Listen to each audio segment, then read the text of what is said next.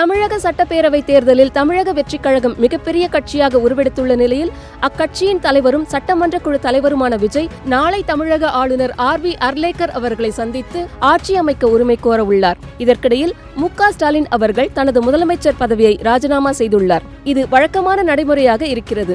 புதிய அமைச்சரவை பதவியேற்கும் வரை அவர் காப்பு முதலமைச்சராக தொடருவார் என ஆளுநர் மாளிகை அறிவித்துள்ளது.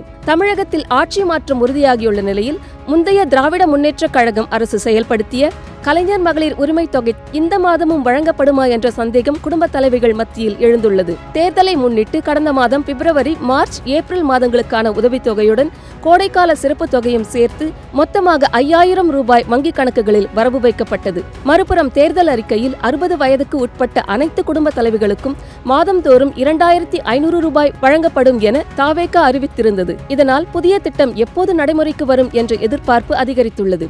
ஆனால் புதிய அரசு சட்டமன்றத்தில் பெரும்பான்மையை நிரூபித்த பிறகே முக்கிய கொள்கை முடிவுகள் எடுக்கப்படும். இதனால் தகுதிகள் மற்றும் விண்ணப்ப நடைமுறைகள் குறித்து விரிவான அறிவிப்பு வரவிருக்கும் நிதிநிலை அறிக்கை கூட்டத்தொடரில் வெளியாகலாம் என அரசியல் வட்டாரங்கள் கருதுகின்றன. அரசியல் பார்வையாளர்களின் கணிப்புப்படி தமிழக வெற்றிக் கழக அரசு 2029ஆம் ஆண்டு நாடாளுமன்ற தேர்தலுக்கு முன்பாகவே மாதம் 2500 ரூபாய் உதவித்தொகை திட்டத்தை செயல்படுத்த வாய்ப்பு உள்ளது. எனினும் புதிய விதிமுறைகள் அமலுக்கு வரும் வரை தற்போது செயல்பாட்டில் உள்ள திட்டம் தொடருமா என்பதையும் புதிய அறிவிப்பு எப்போது முழுமையாக நடைமுறைக்கு வரும் என்பதையும் பொறுத்திருந்துதான் பார்க்க வேண்டும்.